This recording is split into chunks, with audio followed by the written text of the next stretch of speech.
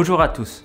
Dans ce contexte de reprise économique, les marchés financiers sont toujours portés par plusieurs facteurs de soutien, comme la réouverture des économies grâce aux campagnes de vaccination à travers le monde, aux banques centrales et aux gouvernements qui maintiennent leur politique accommodante, et enfin des indicateurs économiques solides ainsi que de bonnes publications de résultats d'entreprise.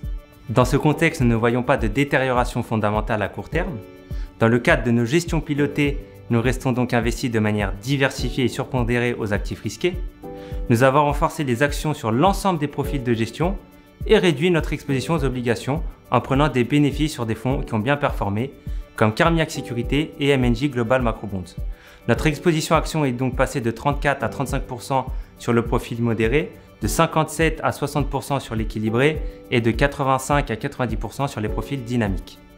Nous préservons un positionnement équilibré entre d'un côté des secteurs qui offrent de belles perspectives de croissance et sur lesquels nous sommes positifs sur le long terme comme la santé et la technologie.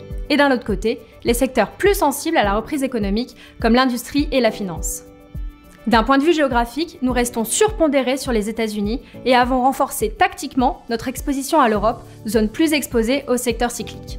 Sur la partie obligataire, nous sommes investis sur de la dette subordonnée financière européenne ainsi que sur de la dette des pays émergents, offrant des rendements plus attractifs que les obligations gouvernementales de certains pays développés.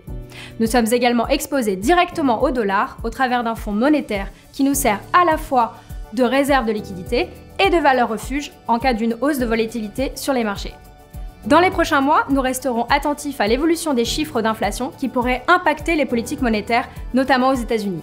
Nous serons également vigilants à l'évolution de la propagation du variant Delta et suivrons de près les données macroéconomiques et la prochaine saison de publication des résultats.